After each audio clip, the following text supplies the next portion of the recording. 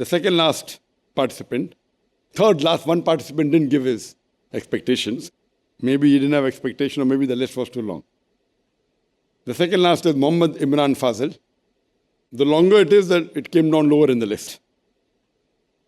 Number one, inshallah, I would want to learn how to dissolve the fundamentals of other religions without hurting anyone's sentiments about it in a very respectful and meaningful way. I'm sorry. You will not be doing this here. Why? I'll tell you. Your expectation. Inshallah, I would want to learn how to dissolve the fundamentals of other religions without hurting anyone's sentiments about it in a very respectful and meaningful way. Why will he not learn this year? Can anyone give the reply?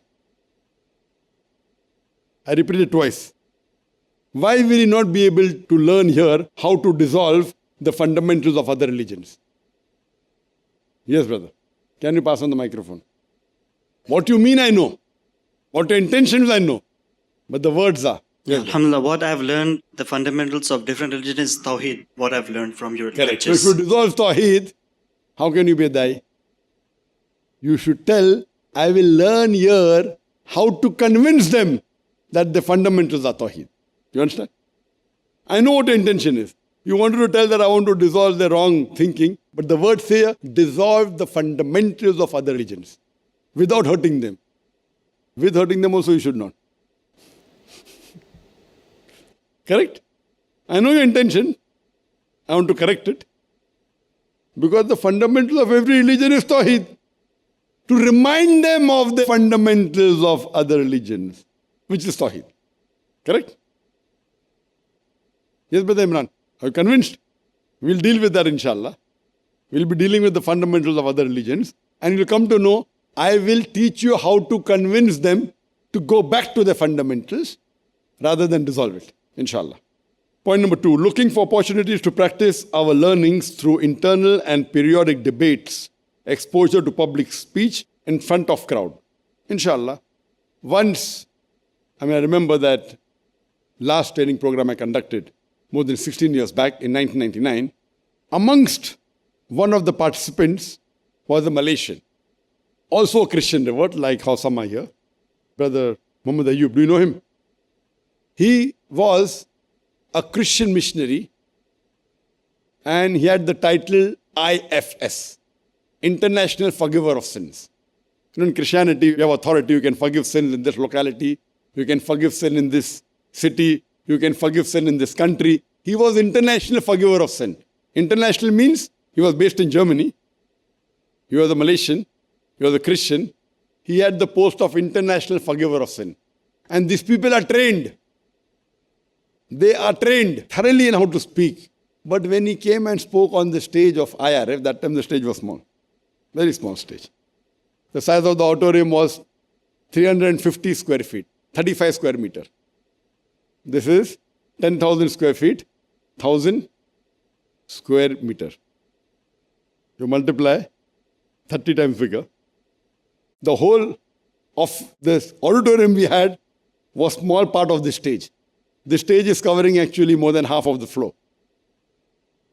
On that small stage of IRF, he was shivering. And he was saying, all my training went to the dogs. All his training went to the dogs. He said, I've addressed large audiences, but here speaking on the stage, But alhamdulillah, it was dip and then went up again. Then he realized the effectiveness that was there, because that training is not based on haqq, this training is based on haqq. The difference. So inshallah, may Allah give you the opportunity to be able to speak effectively. Effectively is the most important word, inshallah. Expectation number 3, I would like one of the 2 weekly offs to be on Friday if possible, and also would like to be able to do 5 times salah per day on time. Hence, I expect the schedule of a program to support that. I would like one of the 2 weekly offs to be on Friday if possible, and also would like to be able to do 5 times salah per day on time. Yes, weekly off is Friday. I didn't expect. Even if it's not a Friday, you have to pray 5 times. So how does this? Or there are 2 different expectations. Means this training program, you like that 1 weekly off should be Friday. It is, mashallah. The emphasis on the schedule That you wanted the schedule to be in such a way. In a way that it is facilitating all these week off. And if it is not? Well, I was just expecting that from our training program. If not, I would have requested anyway. I'm asking you a question. That if your expectation is not met, if the Dawah training program doesn't give time for Salah, the training program is not worth attending. It is like you telling me, okay, I will come to have lunch with you as long as you don't serve pork. If you tell that to a practicing Muslim, he'll feel offended. What do you mean? I'm going to serve alcohol and pork? You understand, no? So when you're going to a Dawah training, that means you have not done your homework. That means you have not done your homework on Dr. Zakir Naik, and neither have you done your homework on IRF. And without doing homework, you are going to give 50 days, 45 days. It's not advisable. Actually, sir, there was one other line I had in that email that I haven't attended any Dawah programs and I really do not know what to expect. And hence, these were some of the things that came to my mind. If the Dawah training program does not give you time to offer Salah on time, it's not worth attending. It may be the best program in the world. That means it's an un-Islamic training program. It can't be an Islamic Dawah training program. Salah is the most important. It's the most important. If you join IRF, it's compulsory that every person, they have to offer Salah on time, in Jamaat, in the mosque. On time, in Jamaat, in the mosque. The sawab that you get in the mosque is multiple times more. In IRF, it is compulsory, unless if you go on outdoor assignment. Compulsory. One of the requirements to join IRF is to keep a beard. Compulsory. Preferably one fist. Minimum we say 1 centimeter so it can be seen. But preferably one fist. Wearing the cap. Wearing a cap is not fard in Islam, but it's a sunnah. Wearing trousers above the ankle, it's a fard. So when in an organization where wearing the trousers above the ankle is a fard, I don't know of any Islamic organization in the world. They may be, Allahu Alam.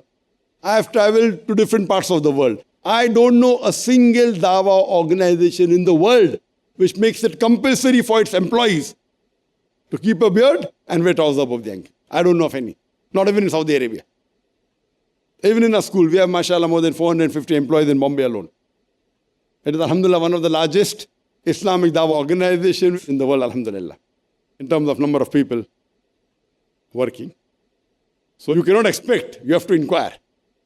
Before submitting your application, if you doubt, it can't come in expectation, it can come into your inquiry list. Is it clear? So in future, if you're going for a training program, it shouldn't be expectation. If you say, I would expect to become a 5-time namazi, that's a different thing. I would want to become regular in prayer, that's different. But you can't expect that you will have a Friday off. And Friday off is preferable, not compulsory. Here we have a Friday off, alhamdulillah. Praying Jummah Salah is a must, alhamdulillah. So that expectation is not by doing the course. If they allow you to pray, they are doing a favor, it's a requirement. So this will not come in expectation, it should come in your inquiry list. Point number 4, inshallah, good halal food, safe and clean place to stay. Inshallah, halal food is there, good food is subjective.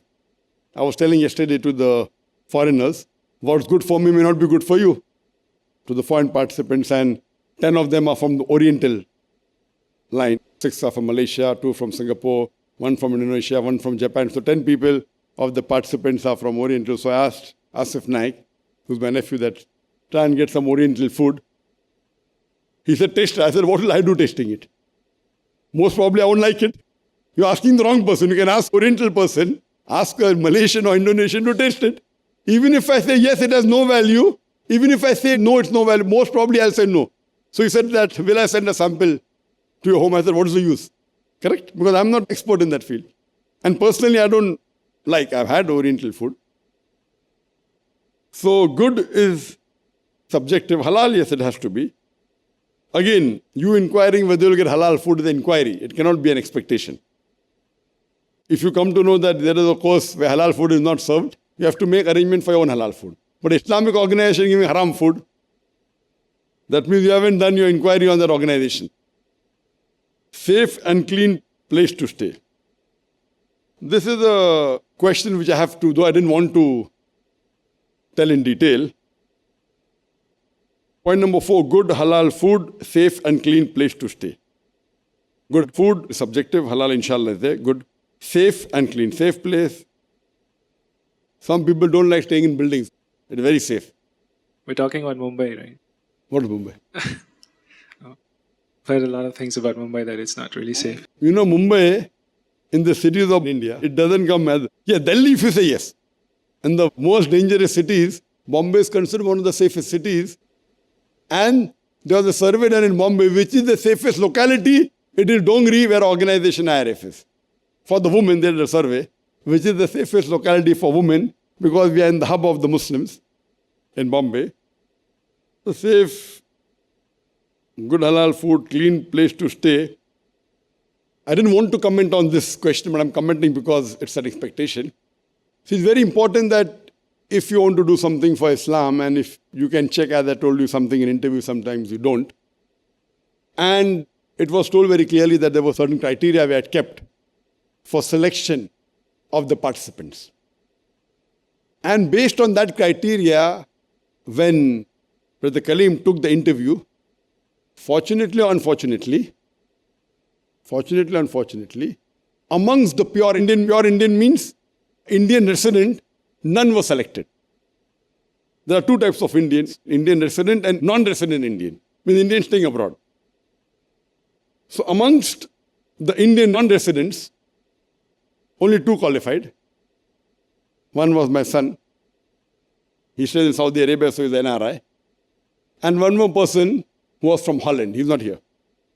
I'll tell you later on. Then I told, okay, when we are having the course, why not we have a parallel room? So while this training is going on, there are other Indians sitting in a parallel room, which many of you may be aware.